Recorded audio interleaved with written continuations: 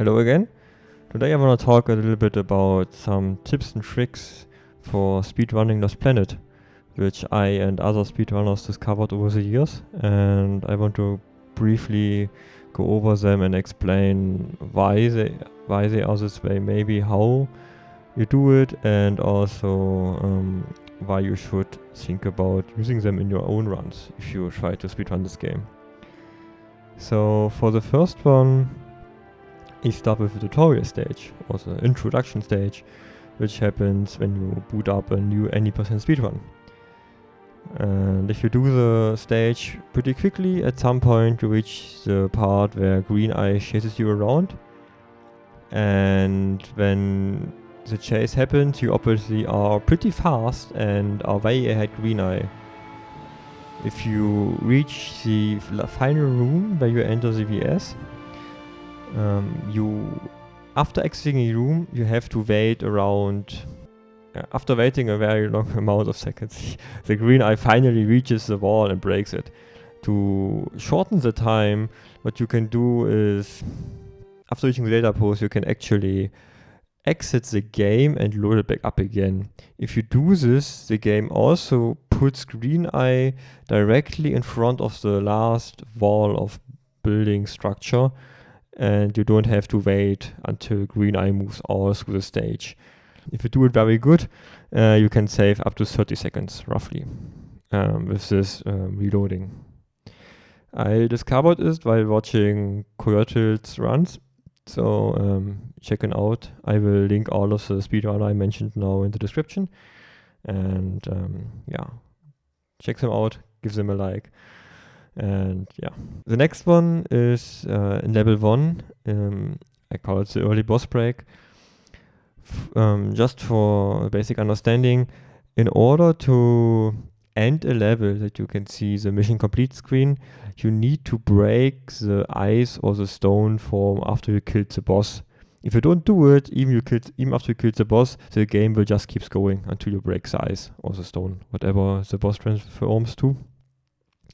And in level 1, it's actually a little bit special, because after defeating the Godon, he will try to do 2 full rounds in his nest before he breaks.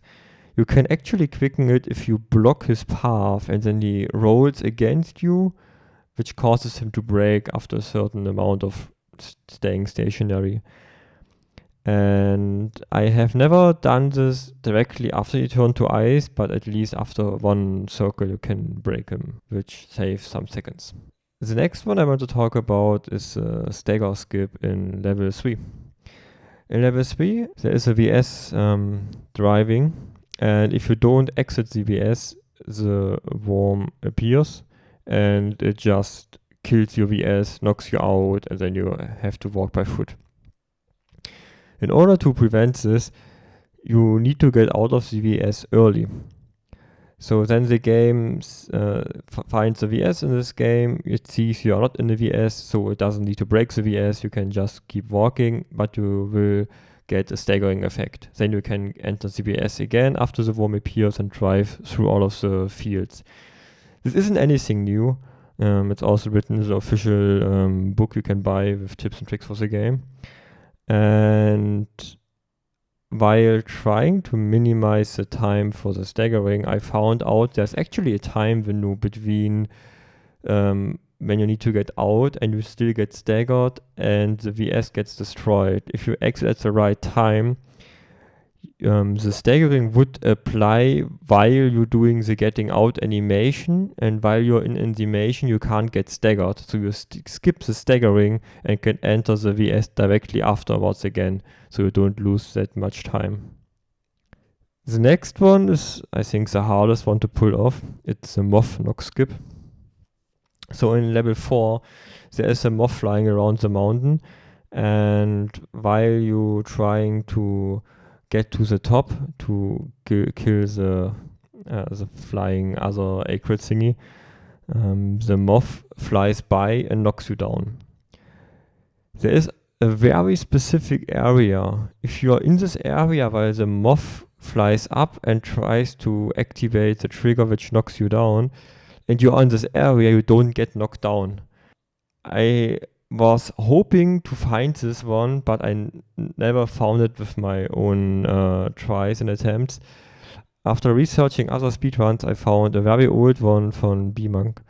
He actually did it, and I tried to replicate it, but it was very, very hard. Even in my runs, I don't do it very clean. I don't get staggered and knocked down, but I need to jump for my grapple. Like, you can do a grapple cancel. He actually did this. If you are at the right position on this pillar and cancel your grapple, so you slide along the pillar at the right time, you can actually fly down to the moving platform already in one motion, which is really precise. I have never managed to get it once.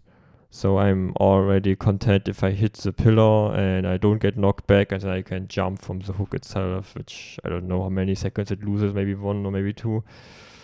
But yeah, it's at least something you can try to improve. The next one is a bit more levels ahead. It's in level 7.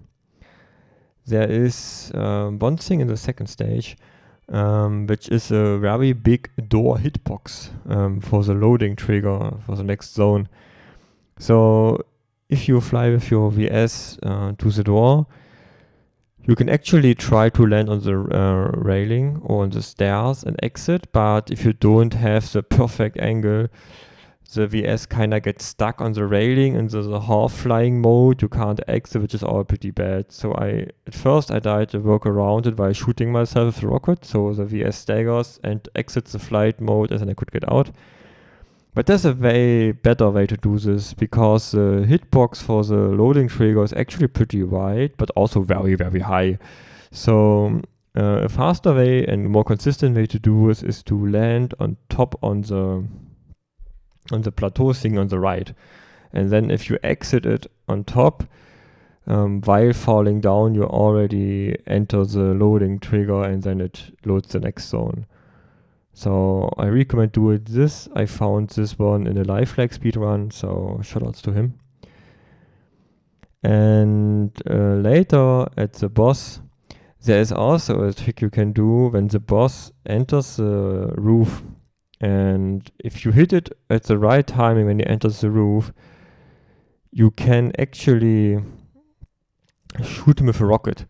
If you do it at the right moment, the VS immediately goes back up in the air and flies towards you, which is a really, really, really good thing. Because if you don't hit the right timing, the VS just moves ahead further, kind of hides himself in the roof area, and if you need to get closer to him, he shoots you in the knee, which makes your VS stagger, and you lose a lot of time.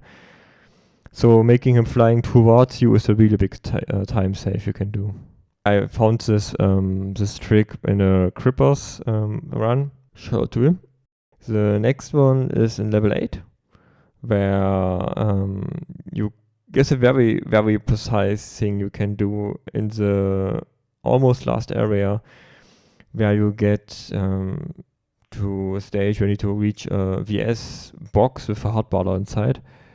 So you go to the cage, and there's a VS on the left of you. He tries to shoot you all the way.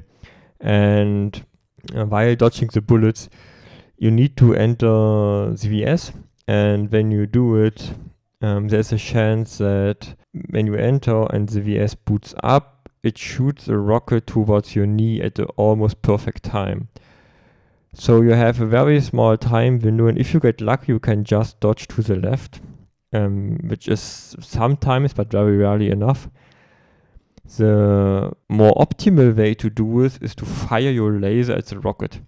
You can actually destroy rockets in the game, which is, from what I have seen, not a common used trick for speedrunner, but I thought it was pretty common while doing multiplayer rounds many years ago. It's know about this thing. So yeah, you can prepare your laser and shoot the rocket at the correct time, then it doesn't hit you, and then you can just drive out. I am not able to do this consistently, but if I hit it, it's really good to save the, I don't know how many times you get stagger, maybe 2 or 3 seconds. And the last thing I wanted to briefly tell about is the level 9 stone walls. So after a while you get down to the mine shaft where you need to break some stone walls with your tank VS, and if you have the right angle and both drills hit the wall, you can break the wall in one attempt. And this is pretty important to save some time. But the very last, the two last stone walls you need to break for the fastest route to the mine shafts is an angled wall. So you need to find a good angle where you can break it with one attempt. It's easier for the first wall, but the second and last wall is very weird angled. You can actually do it if you align yourself properly, but the alignment takes time. So it might be worth looking into getting a fast, good angle and then drilling it once to break it more easily to save some seconds. So that's all things I want to talk about. Thank you for watching and listening. And as I mentioned, check out the other speedrunners I mentioned. Their links are in the description box. And I see you for the next video.